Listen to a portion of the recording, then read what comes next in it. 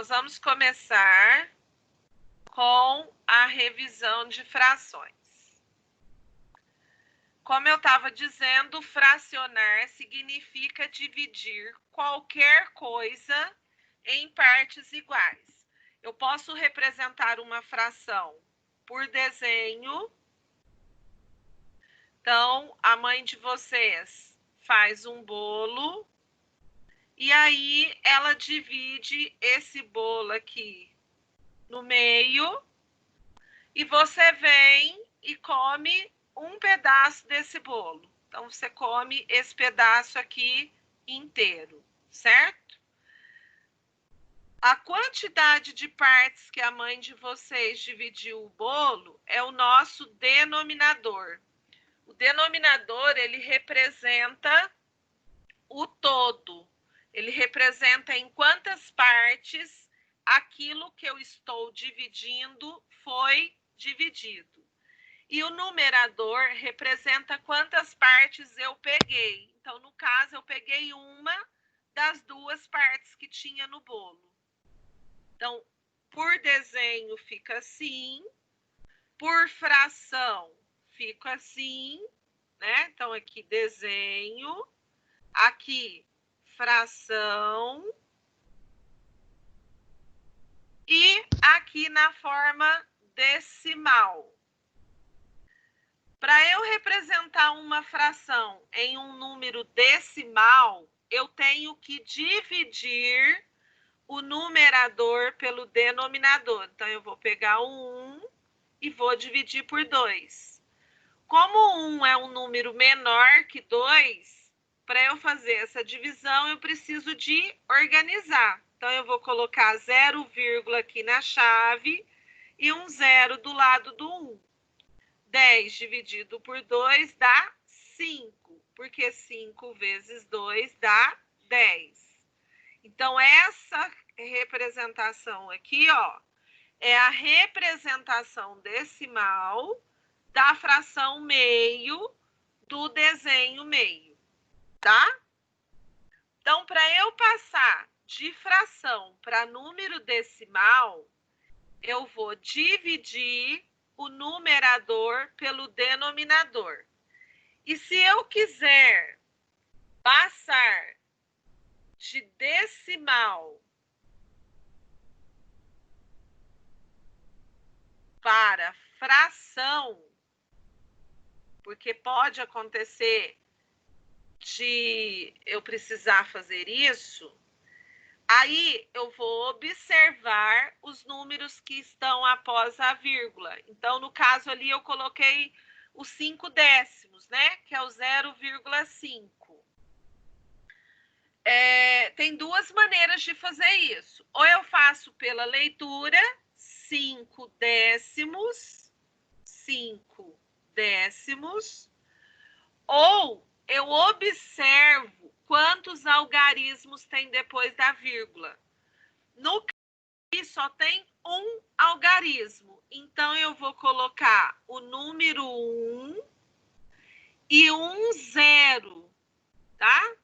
E eu vou escrever esse número sem vírgula, que ficaria 0,5 décimos. Só que o 0 à esquerda não significa nada, então é a mesma coisa que 5 décimos.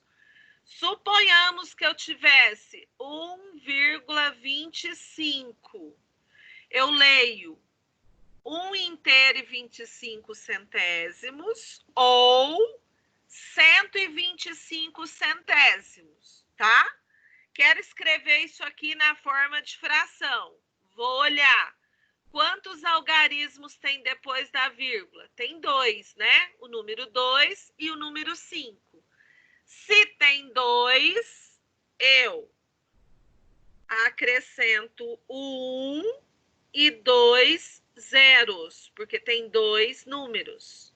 E eu escrevo o numerador, eu escrevo esse número sem a vírgula, certo?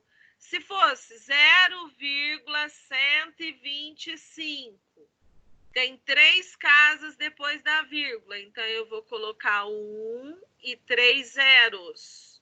E eu escrevo esse número sem a vírgula. Como não precisa desse zero à esquerda, isso aqui é a mesma coisa que 125 milésimos. Alguma dúvida até o momento? Se alguém tiver dúvida, liga o microfone e me fala.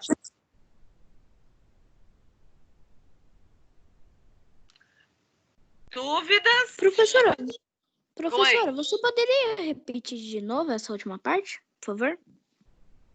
Sim, ó. Então vamos lá.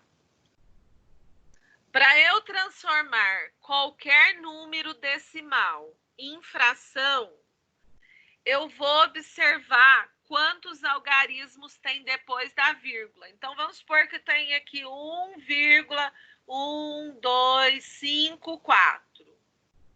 Quero transformar ele em fração. Eu olho aqui, ó, depois da vírgula. Quantos números tem aqui depois da vírgula? Ó, 1, 2, 3, 4 números. Se tem 4 números, eu tenho que colocar o 1 e 4 zeros. O número de zeros é o número de algarismos. E eu sempre vou colocar o 1, tá? Seguido de zeros. De quantos zeros? De quantos algarismos tiver. E o numerador é o número que está aqui sem a vírgula. Oi? Por que a gente não pode colocar, tipo, 2.000? 2000 aonde? No Por lugar do que 1.000. ao invés de 1 colocar 2? É isso que você quer saber? Tipo, você pode colocar, tipo, 3.000, 4.000, ou ser sempre... Não, é sempre o 1 seguido de 0. Por quê? Deixa eu te explicar por quê. Porque isso aqui é um número decimal. Ó, o próprio nome já faz a gente lembrar de quem? Quando eu falo de décimo, eu lembro de quem? 10. De 10. Então, o denominador tem que ser uma potência de 10. A gente viu aí para trás o que potência, lembra? O que é potência? É quando eu tenho uma base e um expoente. Então, o expoente que está aqui em cima está falando quantas vezes é para eu escrever o número 10. Então, 10 elevado a 1 é 10. Se eu escrever 10 elevado a 2, eu vou fazer 10 vezes 10, que dá 100. Como são 4 zeros, eu vou fazer 10 elevado a 4. Por isso que vai ficar esse número aqui, ó. Que eu vou fazer 10 vezes 10 vezes 10 vezes 10. Né? Porque o 4 fala quantas vezes é para eu multiplicar o 10 por ele mesmo. 10 vezes 10, 100. 100 vezes 10, 1000. 1000 vezes 10, 10.000. Entendeu? Por isso que o denominador vai ser o 1 seguido de 0. Porque é uma potência de base 10. Décimo, decimal 10. Deu para entender? Sim, obrigada. Por nada. Então, quem ainda não estava entendendo por que era seguido de 0, agora entendeu? E entendeu por que são a quantidade de casinhas aqui, que é a quantidade de zeros? Ou ainda tem alguma dúvida sobre isso?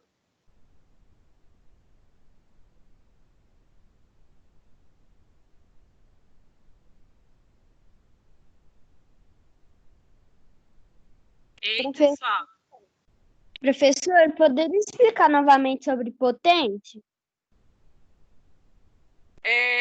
Luiz Miguel, é o Luiz Miguel, né? Ó, opa, peraí que tá dando erro aqui. A potência é a sexta é a quinta operação da matemática.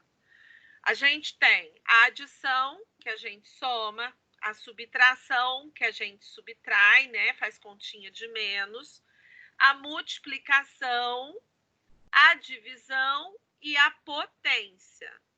A potência, ela é formada por uma base, que é o número que fica embaixo. Então, por exemplo, o número 2. Então, esse 2 aqui é chamado de base. O número que fica em cima, a gente chama de expoente.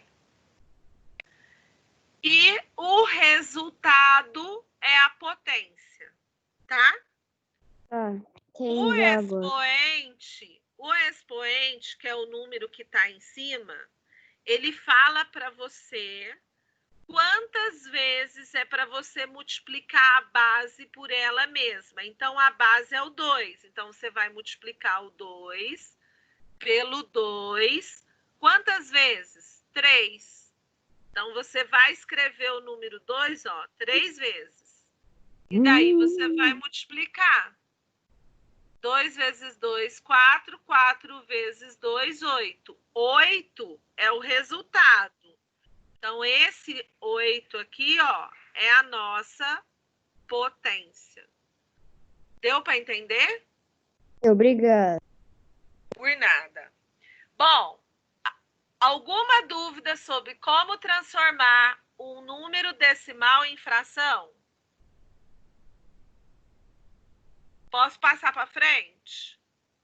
Pode, sim. Ok.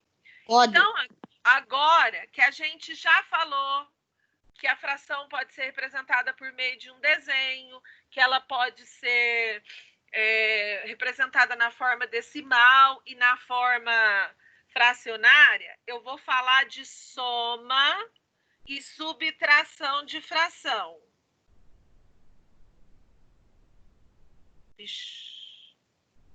Faz de conta que está escrito subtração. Para somar ou subtrair frações, a condição é que os denominadores sejam iguais. Então, por exemplo, se eu somar meio mais 3 meios, os denominadores aqui são iguais. Então, eu posso somar. Aí, o que eu faço? Eu copio o denominador, então eu conservo ele e somo os numeradores. 1 mais 3 dá 4. Se eu quiser tirar 5 terços menos 2 terços, também os denominadores têm que serem iguais. Aqui tá, ó, aqui tá 3, aqui tá 3. Então, eu conservo o denominador e faço a continha com os numeradores. 5 menos 2 dá 3. Isso aqui ficou 3 terços. Agora, se eu tiver somando frações, somando ou subtraindo frações que os denominadores são diferentes, a primeira coisa que eu tenho que fazer é com que eles fiquem com denominadores iguais. Então, aqui, ó, o denominador é 2, aqui é 3, aqui é 4. Eu não posso somar porque eles são diferentes. Existem várias maneiras de fazer esses denominadores ficarem iguais. Vou mostrar duas, vocês façam a que vocês acharem mais fácil. A que eu quero que vocês pratiquem é a que eu vou mostrar agora primeiro. Mas, se achar difícil, não tem problema. Usa o outro meio, depois vai estudando isso em casa e treinando, tá? Bom, o que eu vou fazer? Ó, vou copiar os denominadores, separando eles por vírgula. Então, eu tenho o número 2, o número 3 e o número 4. Passo um traço. E do lado de cada traço, eu vou colocar divisores. Esses divisores serão números primos. O que são números primos? aqueles que quando a gente divide, só vai dar divisão exata, então só vai dar resto zero, e o resultado na chave vai ser um número que vai representar a quantidade inteira, então não vai ter vírgula, se a gente dividir esse número por 1 ou por ele mesmo, tá? O único número primo que é par é o número 2. Os outros números primos são ímpares, porém, nem todo número ímpar é primo. Vou mostrar, tá? Agora, par é só o 2 que é primo. A condição para eu dividir por 2 é que o número que eu vou dividir seja um número par. O 2 aqui é par. Professora, Oi. eu nunca estava entendendo o que era um número primo. Então agora eu acho que eu entendi. Então, se eu for tentar encontrar um número primo, é só eu dividir ele por 1 ou por ele mesmo? E se Isso. der zero é porque ele é primo?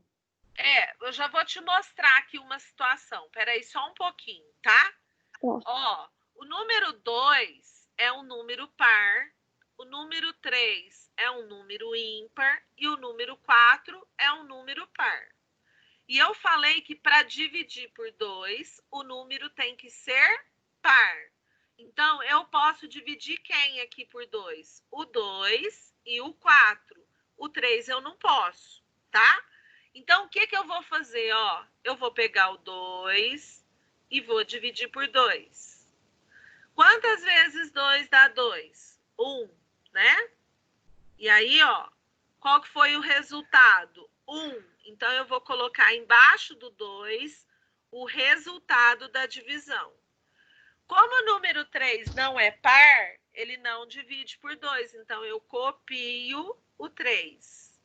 E agora eu divido 4. Se eu pegar o 4 e dividir por 2, vai dar 2. 2 vezes 2, 4. 4 tira 4, dá 0. E aí eu vou colocar o resultado da divisão aqui.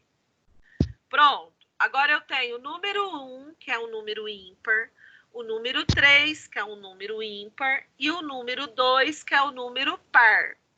Enquanto eu tiver número par, eu vou dividir por 2. Então, o 1 é ímpar, eu copio. O 3 é ímpar, eu copio. O 2 dividido por 2, a gente já viu que dá 1. Então, eu vou colocar o 1 lá, ó.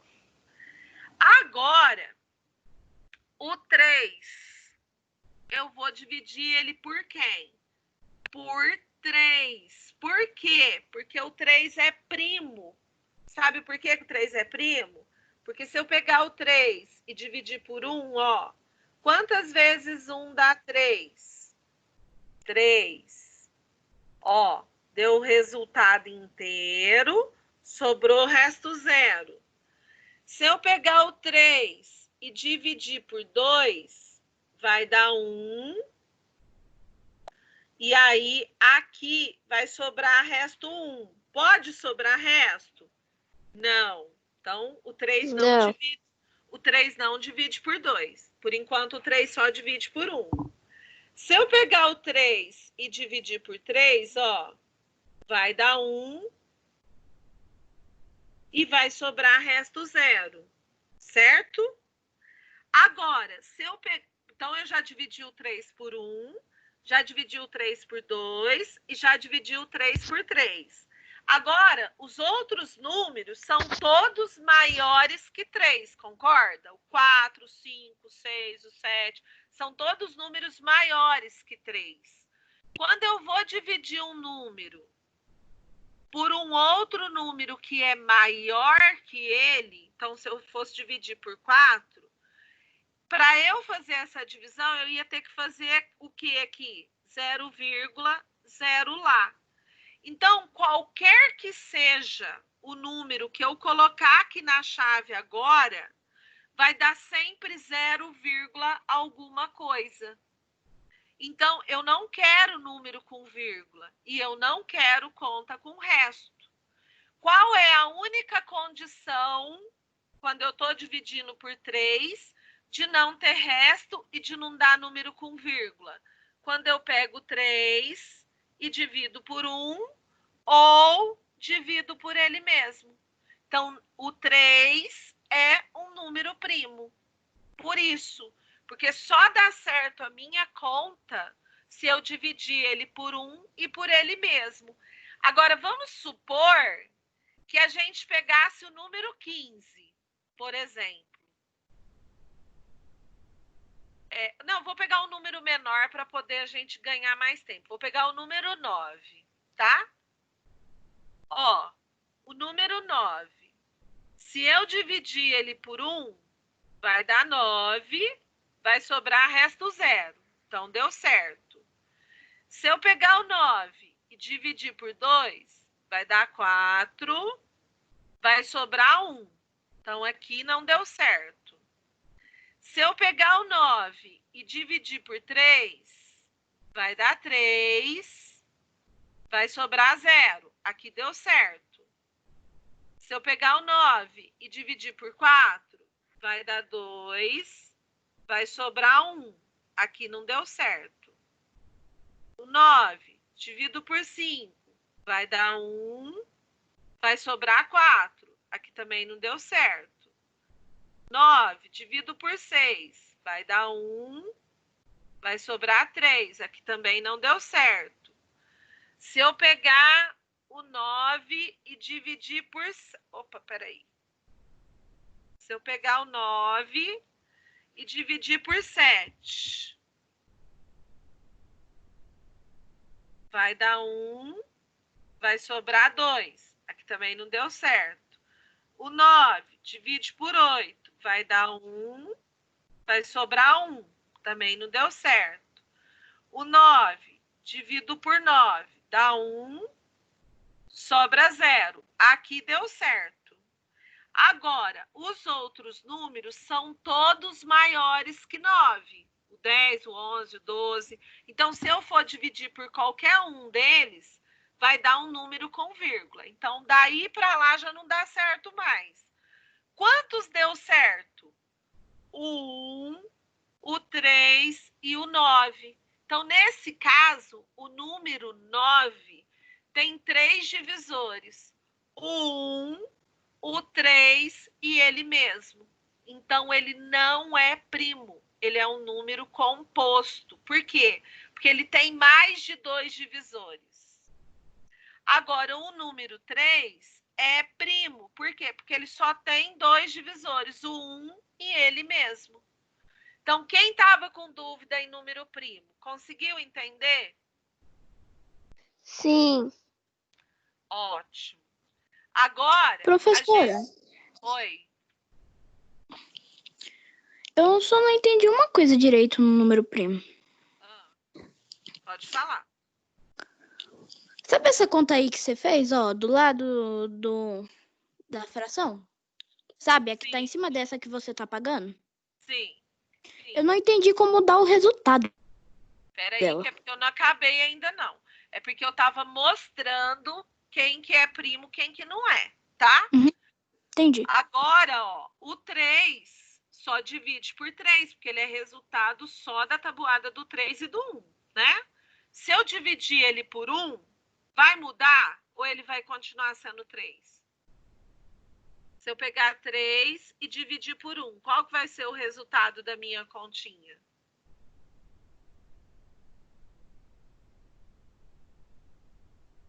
Ó, quantas vezes 1 dá 3? 3. Ou seja, se eu dividir aqui por 1, o resultado aqui não vai mudar. Por que que não vai mudar? Porque o 1, ele não é número primo. O 1 só divide por ele. Ele não tem outro divisor, ele só tem um divisor, ele próprio, tá? Então, não adianta eu colocar o 1 aqui, ó, tá? Eu vou dividir o 3, então, por quem? Por 3 mesmo. Aí eu copio o 1. Se eu fizer a continha de 3 dividido por 3, vai dar 1, 3 tira 3 dá nada. Olha lá, ó, deu certo. Então, deu resultado 1. Quando deu tudo 1 aqui embaixo, a gente para de fazer a conta. Porque o 1 só divide por 1, e se eu dividir 1 por 1, vai continuar sendo 1. Então, não vai mudar nada. Então, eu parei a conta.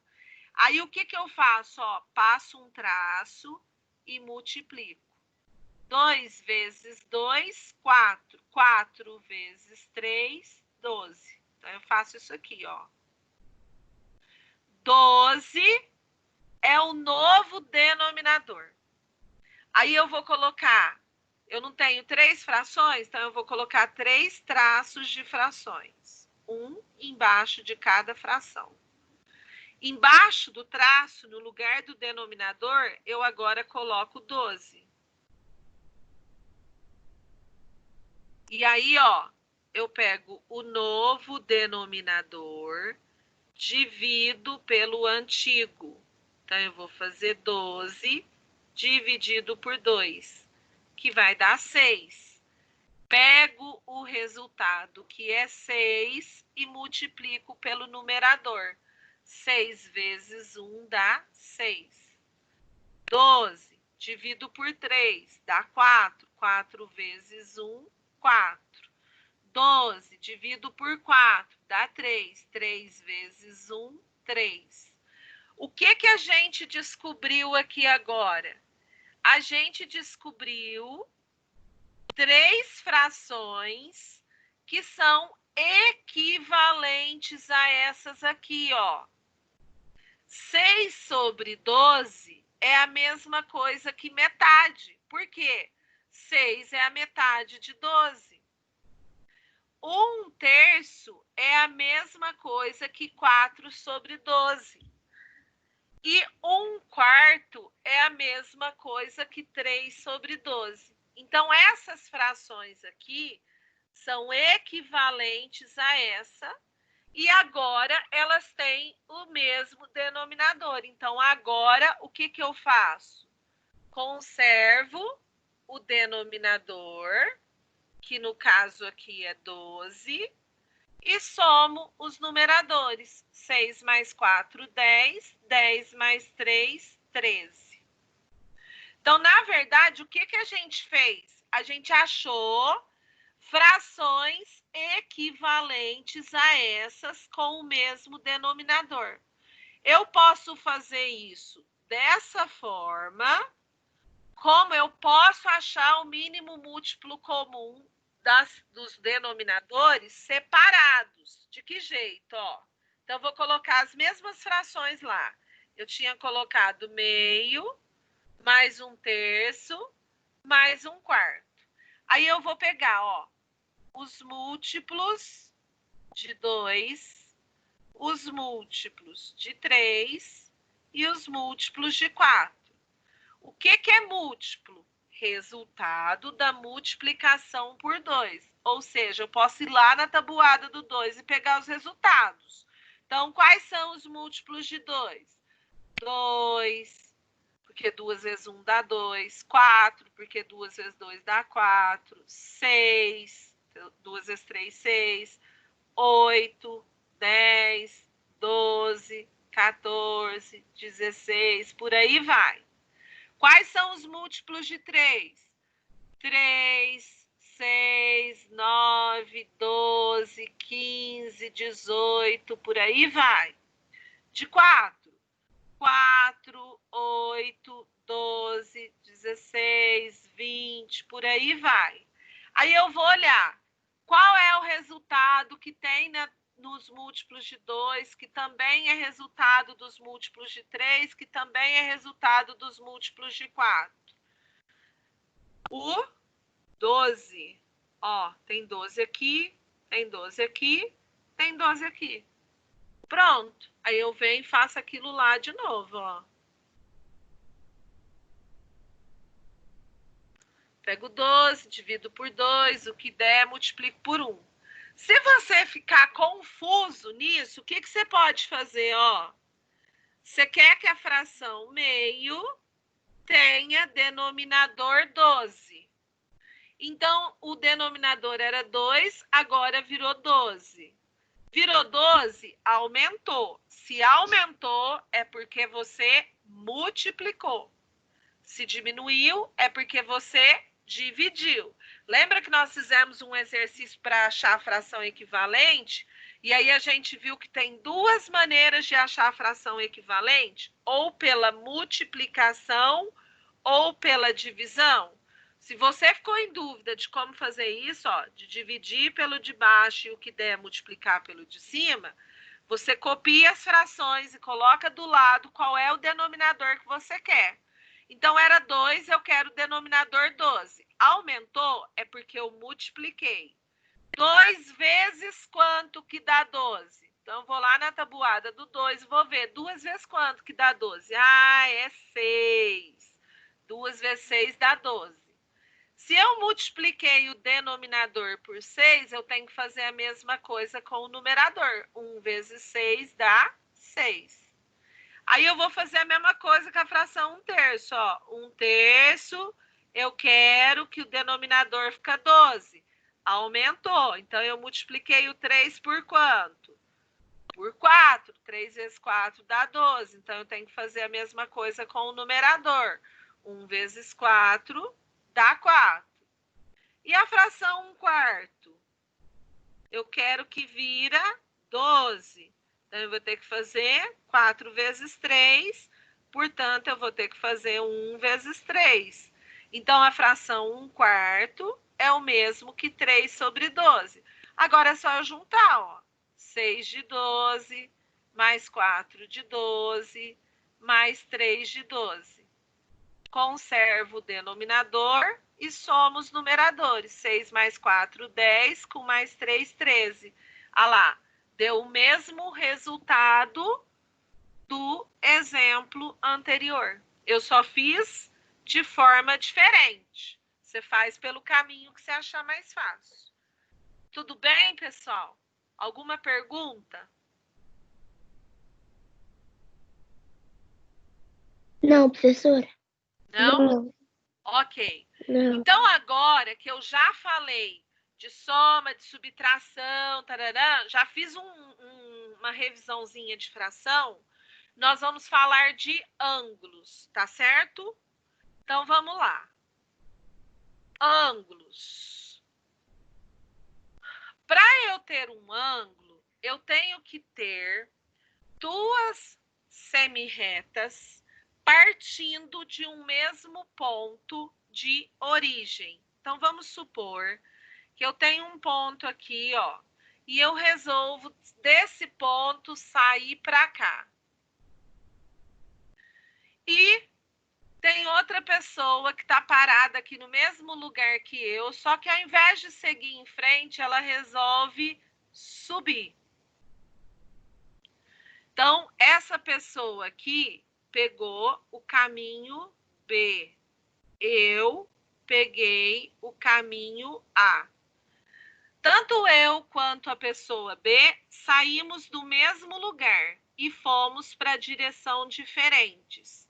Quando a gente fez isso, formou essa abertura aqui, ó, essa inclinação. Isso chama-se ângulo, tá?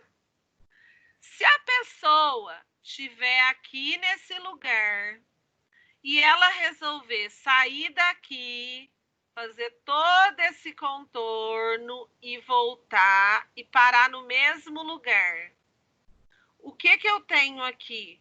Um círculo, não é? Formou um círculo, uma circunferência? Ou seja, a pessoa saiu do lugar e deu uma volta inteira e parou no mesmo lugar. Quando isso acontece, a gente diz que esse ângulo mede 360 graus. Quando eu dou uma volta completa, mede 360 graus. Agora, suponhamos, né, que eu tô aqui e aí daqui eu resolvo dar uma meia volta. Paro aqui. Pronto. O que que formou aqui? A metade de um círculo. Se o círculo inteiro tem 360 graus, a metade é só eu pegar 360 e dividir por 2, que vai dar 180 graus. Então, esse aqui tem 180 graus. Se eu tiver um círculo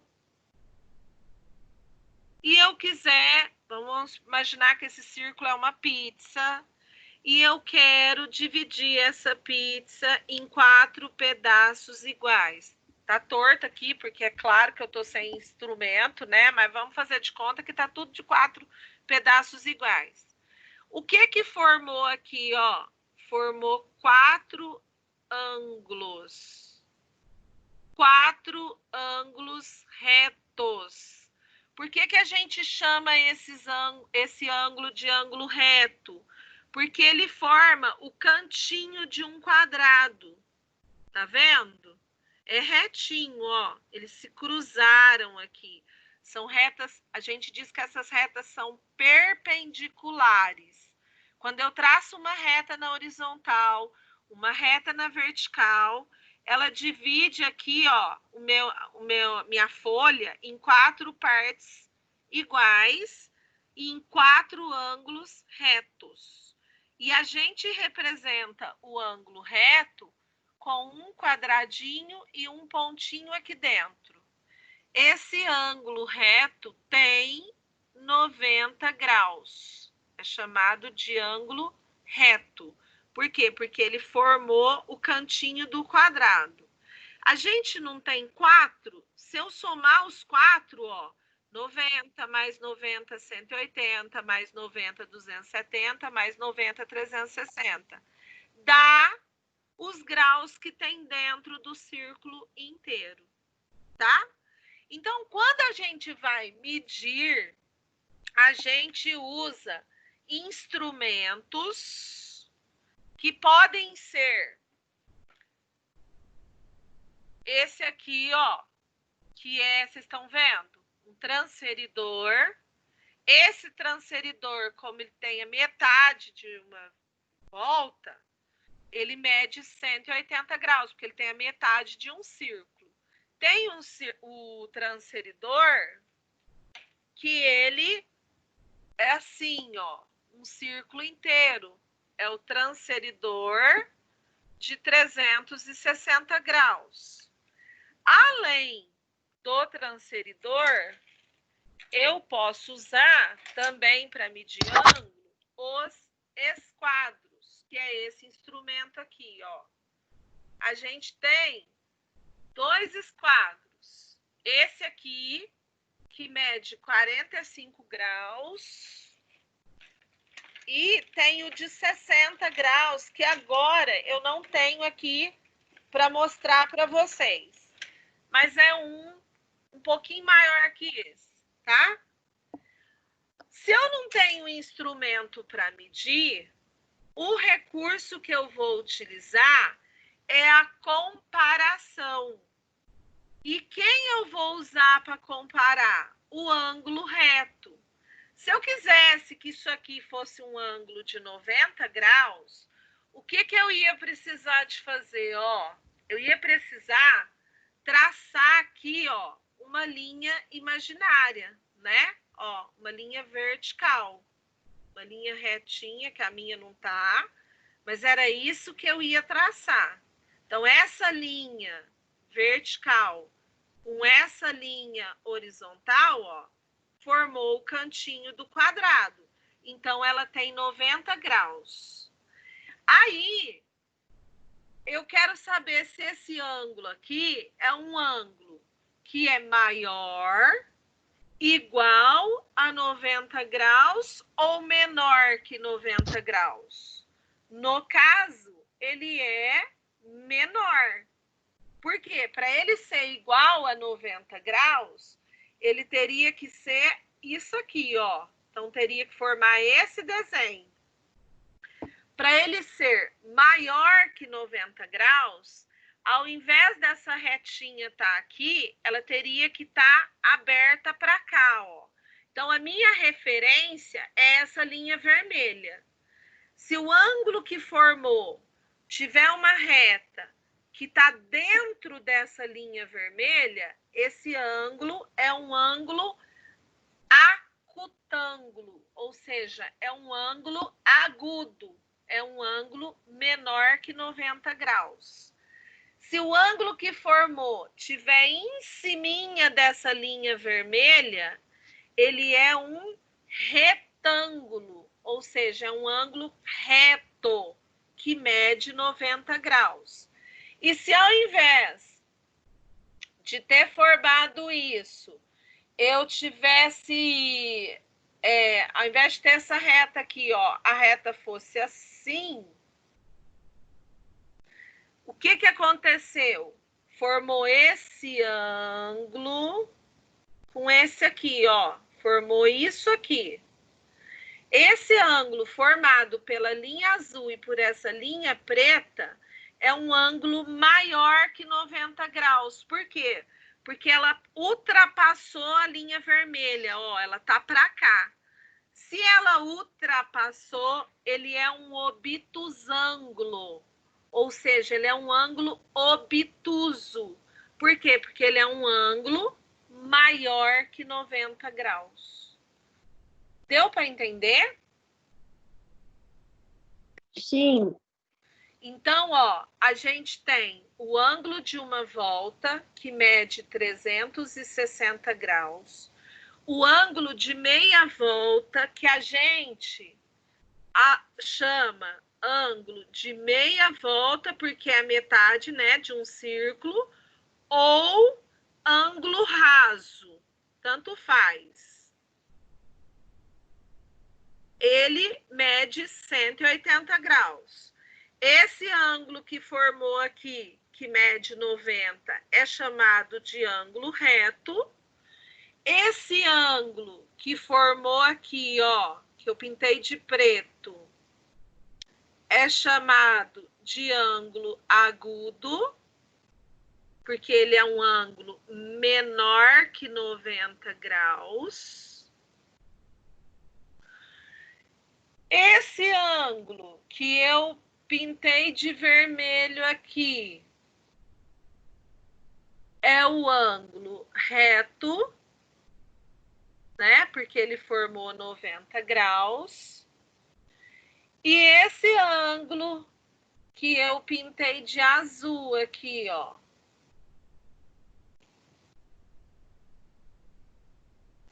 é um ângulo obtusângulo,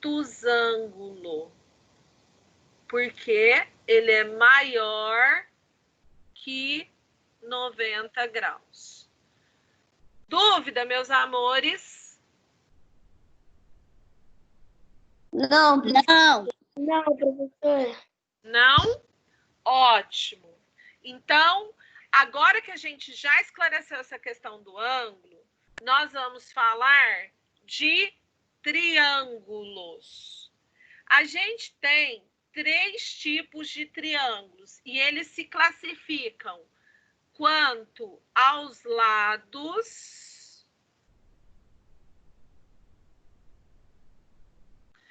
e quanto aos ângulos.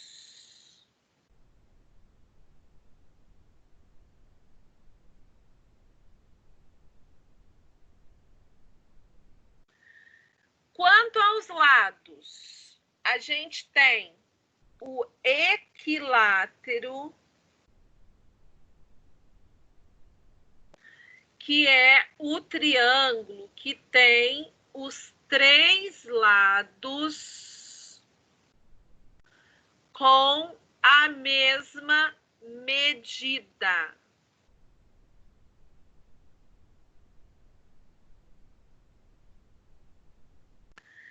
A gente tem o isósceles,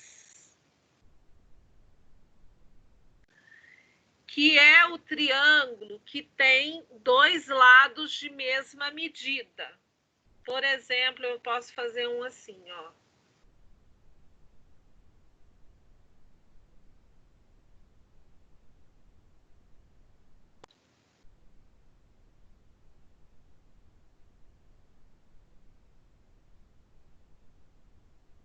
Então, vamos supor que aqui mede 3, aqui mede 3, tá? Então, esses dois têm o mesmo tamanho, esse aqui é maior. Isósceles tem 2 lados de mesma medida.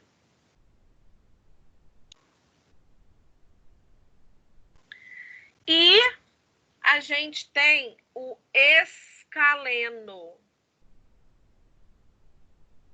que os 3 lados têm medidas diferentes. Vamos supor que esse mede 3, esse mede 4, esse mede 5.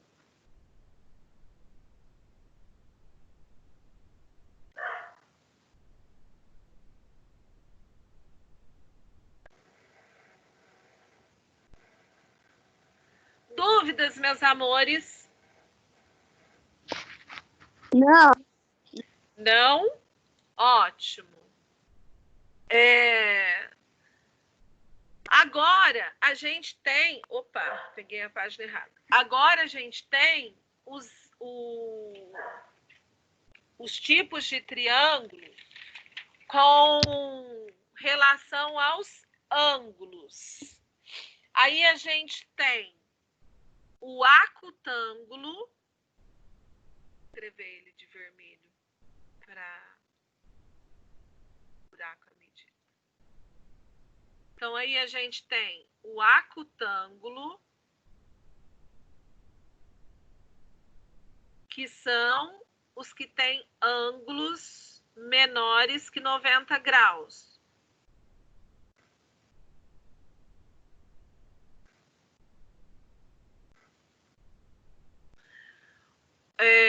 O obtusângulo,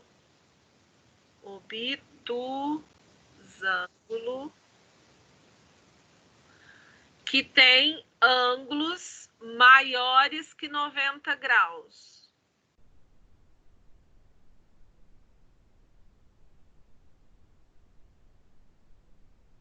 E o retângulo,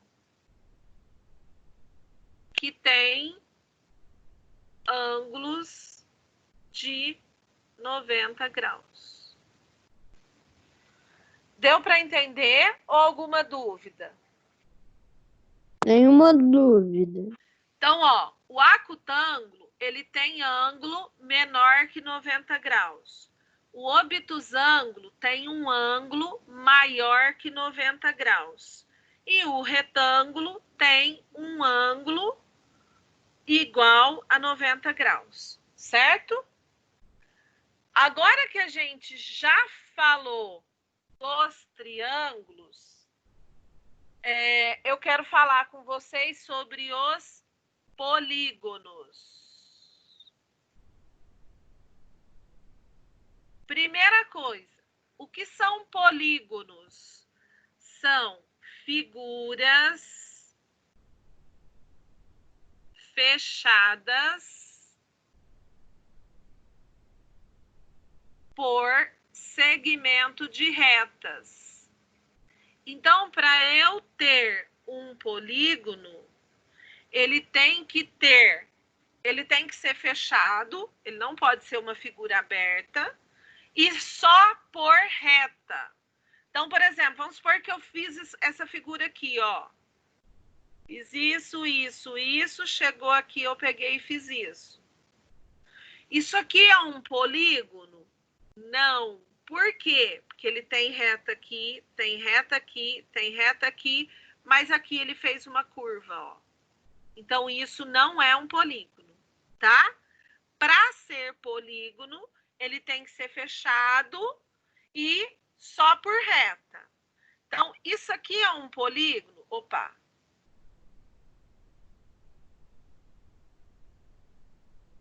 Não, por quê? Porque ele não é fechado. Agora, isso aqui é um polígono? É, porque ele é fechado e é tudo por reta. Se eu fizer isso aqui, ó. Isso aqui é um polígono? É, porque é tudo por reta. Então, deu para entender o que é polígono? Sim. Ótimo. Aí, a gente tem alguns polígonos que foram estudados aí, né?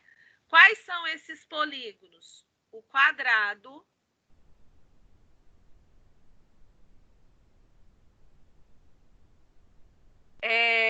o retângulo,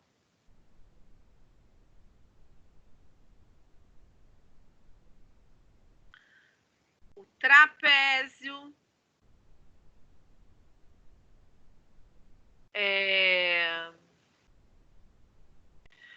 o paralelogramo,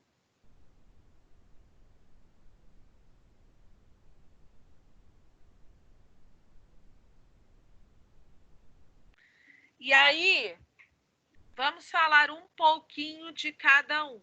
Então, vamos falar aqui do quadrado.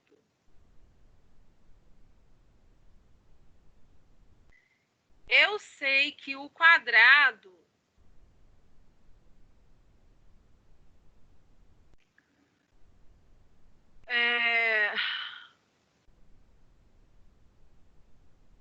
é uma figura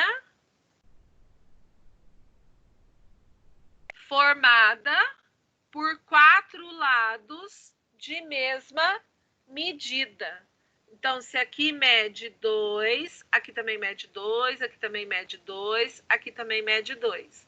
Então, com relação aos lados, então, quanto aos lados,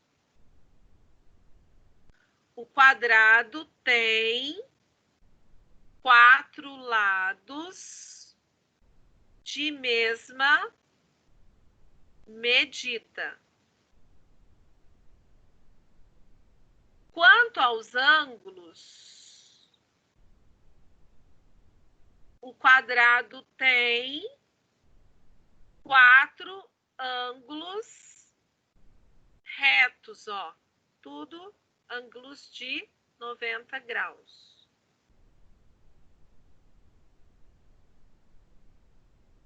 Tudo bem, amores? Sim. Além do quadrado, a gente tem o retângulo. Ó, o próprio nome já fala retângulo, reto, ângulo reto.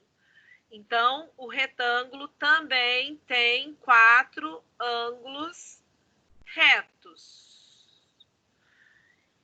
E quanto aos lados do retângulo? Peraí, cadê inserir?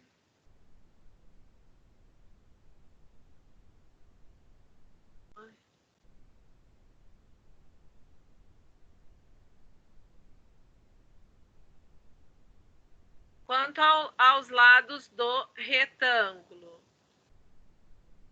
O retângulo, ele tem 2 lados,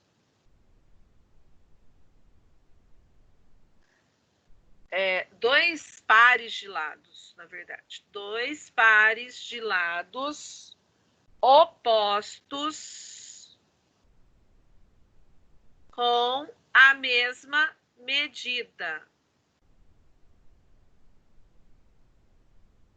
Porque esse lado aqui é oposto desse. E esse lado é oposto desse.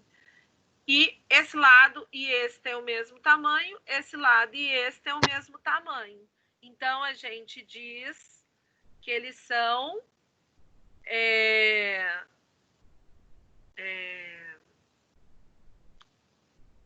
lados opostos de mesma medida, certo? Além do retângulo, a gente tem o trapézio.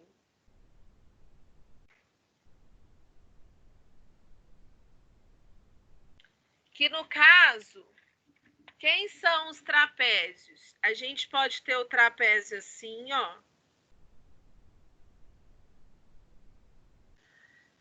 Então, ele tem uma base maior, uma base menor, que são paralelos. Então, ele tem 2 lados paralelos e 2 lados que não são paralelos. Ou o trapézio, ele também pode ser assim, ó.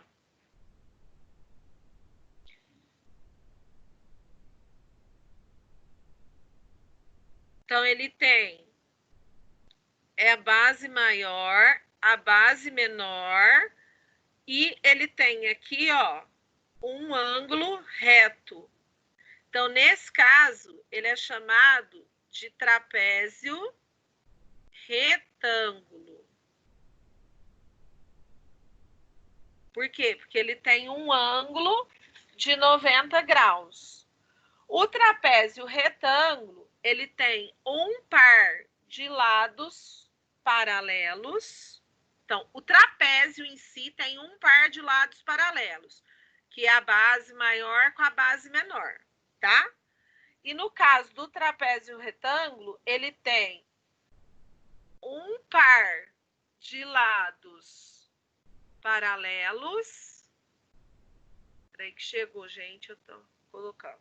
Ele tem um par de lados paralelos e ele tem dois ângulos retos. Por quê? Ó, porque aqui formou um cantinho do quadrado e aqui formou outro cantinho de quadrado.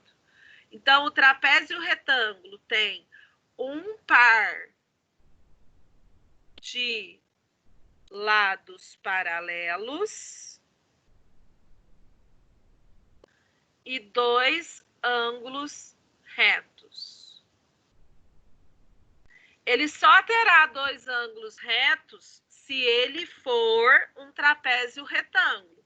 Se ele for um trapézio normal, aí ele não tem ângulo reto, tá? Ó, esse ângulo aqui, ó, é maior que 90 graus e esses dois aqui são menores que 90 graus. Se a gente passar a linha lá para formar um ângulo de 90 graus, a gente vai ver que formou um ângulo maior, tá? Além do trapézio, a gente tem o losango,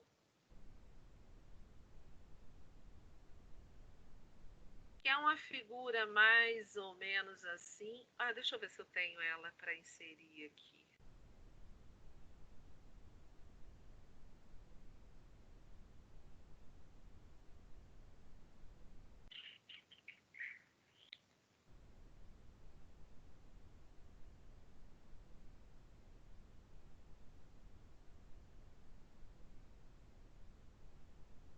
Então, ó, eu tenho o losango. E qual é a característica do losango?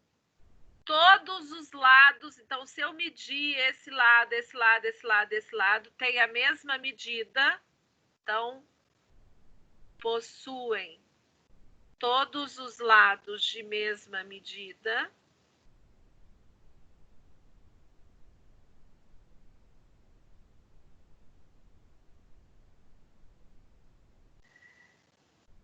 E ângulos opostos com medidas iguais.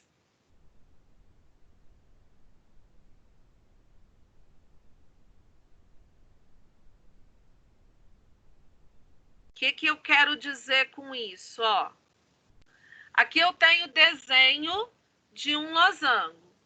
Aqui onde encontrou essas duas retas, formou um ângulo. Esse lado é oposto a esse, ó. Então, esse ângulo e esse têm a mesma medida. Aqui, essas duas retas formou outro ângulo, essas duas retas formou outro ângulo. Esse lado é oposto a ele. Então, eles têm a mesma medida, tá? Eu posso considerar o quadrado um losango? Com relação à classificação dos paralelogramos, sim. Por quê? Porque paralelogramos são figuras que têm lados paralelos. O que são lados paralelos? Ó, o quadrado, o retângulo tem lados paralelos. Esse lado é paralelo a esse. Por quê? Imagina uma rua. Então, eu tenho a rua aqui, ó. Esse lado da rua nunca vai cruzar com esse aqui. Assim como esse lado aqui da rua nunca vai cruzar com esse aqui. Agora, se eu tiver uma figura assim, ó, igual o trapézio lá.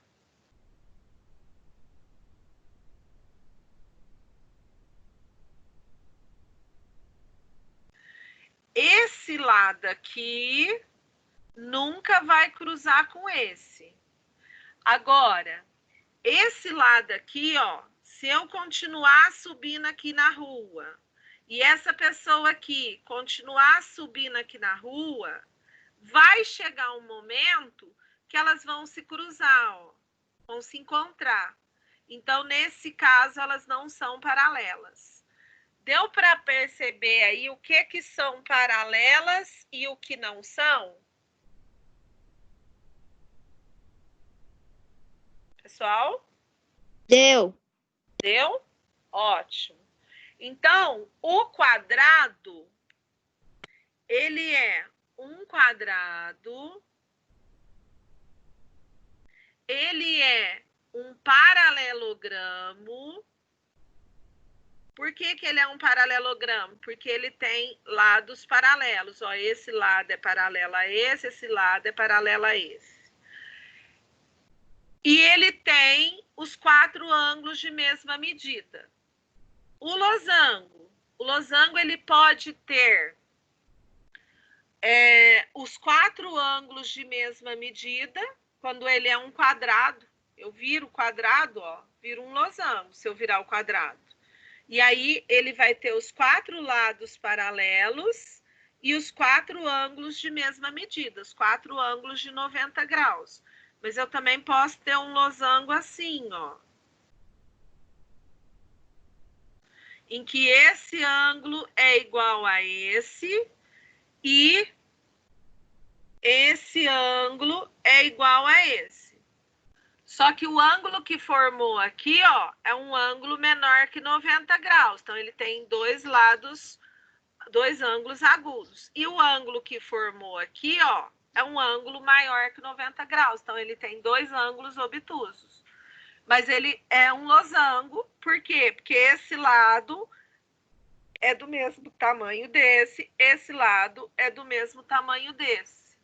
E os ângulos desse, que é oposto a esse, tem a mesma medida, o ângulo oposto a esse tem a mesma medida. Então, eu tenho um losango assim e um losango assim, que nada mais é que um quadrado virado. Deu para entender? Sim. Sim, Deu? professora. Ótimo. Então, vamos supor, se pedir para vocês assim, fale quais figuras são paralelogramos. Então, um exemplo, tá? Vamos fazer um desenho lá de paralelogramo. Quem é paralelogramo? O retângulo, porque ele tem esse lado paralelo a esse lado paralelo a esse. O quadrado. O paralelogramo mesmo, que tem, pode ser assim, né?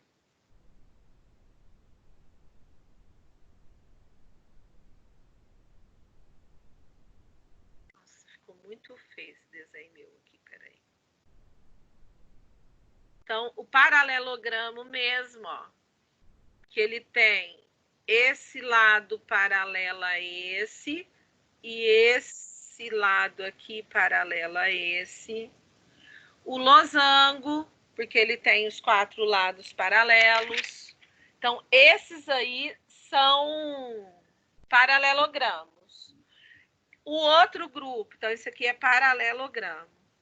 Paralelogramo.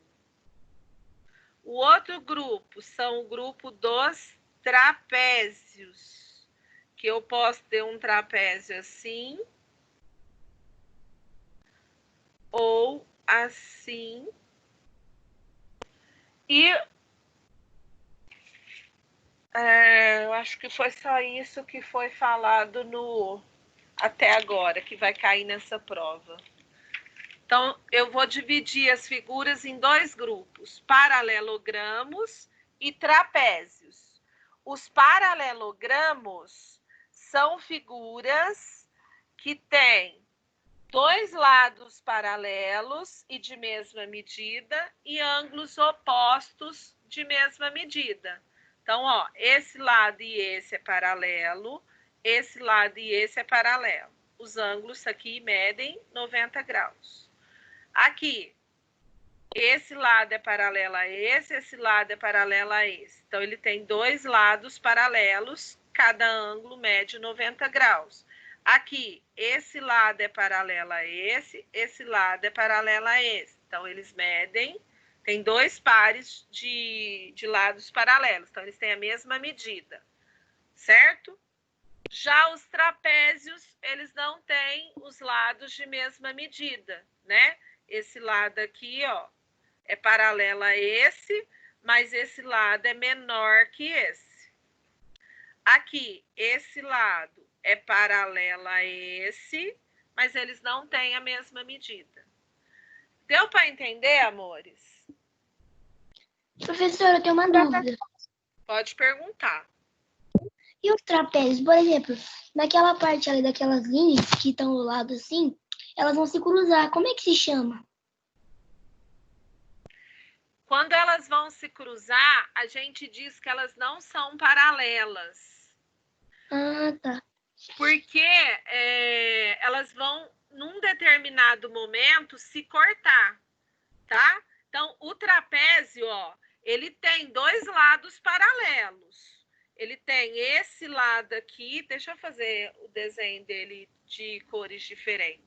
Por exemplo, eu tenho esse trapézio aqui, ó.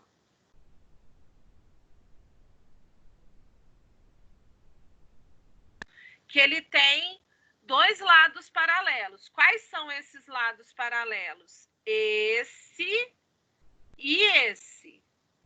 Porque se sair uma pessoa daqui e ela for nessa rua, e sair uma pessoa daqui e ela for nessa rua, essas duas pessoas nunca vão se encontrar, certo? Então, ele tem dois lados paralelos, ó. Esse lado é paralelo a esse.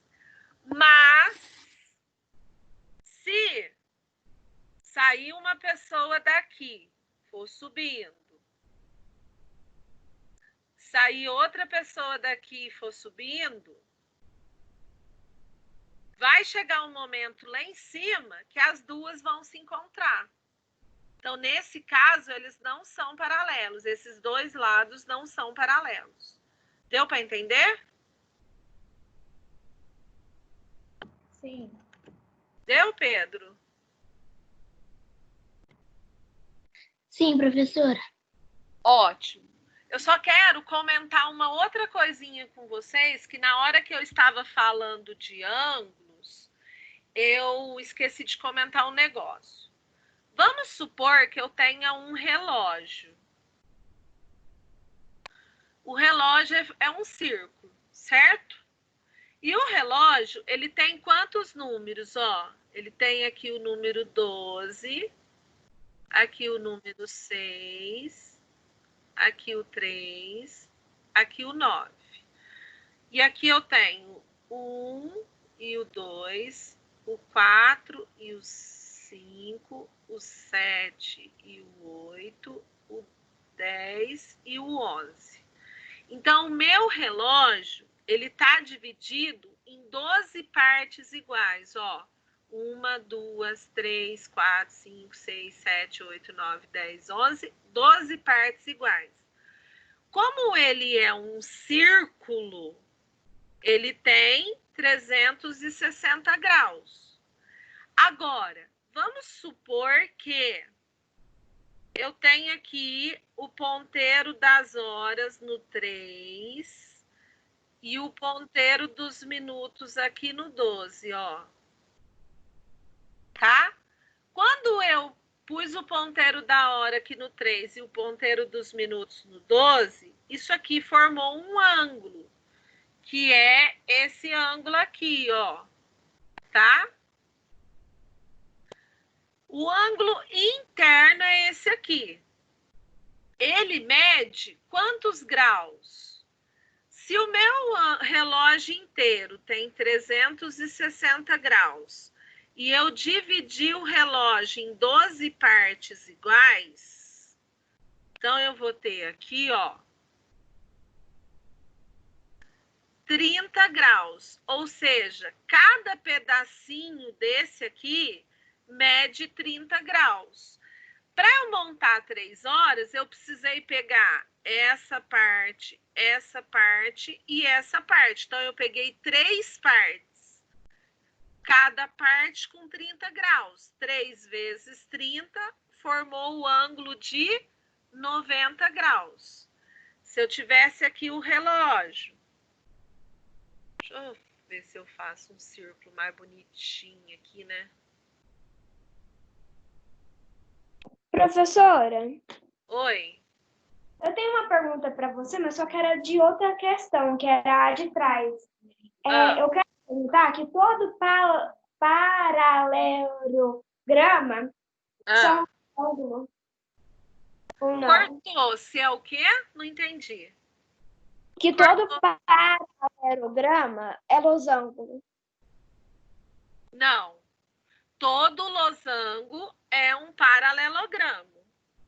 Mas o quadrado é um paralelogramo, o retângulo é um paralelogramo.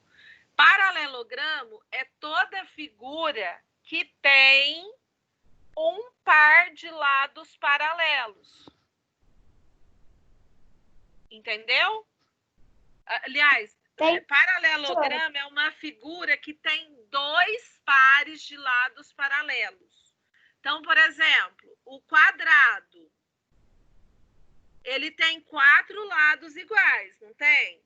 Só que esse lado aqui, ó, é paralelo a esse. E esse lado aqui é paralelo a esse, ó.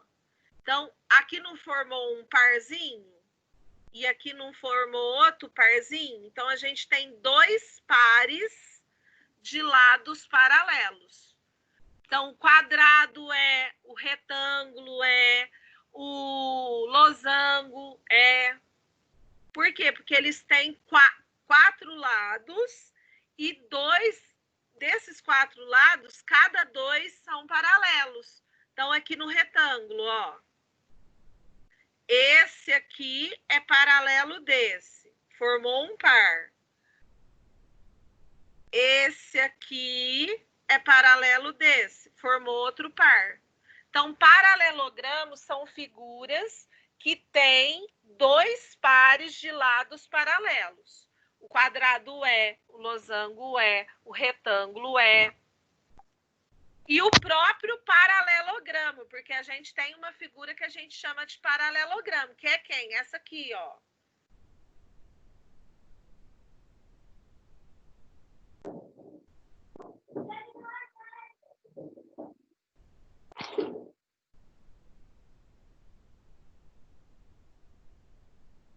Ó, esse aqui é um paralelogramo, tá vendo? Esse lado aqui é paralelo desse e esse aqui é paralelo desse, ó. Então, esse aqui é o próprio paralelogramo. Por quê? Porque ele tem 2 pares de lados paralelos. Mas o quadrado também é, o retângulo também é, o losango também é. Deu para esclarecer a dúvida ou não?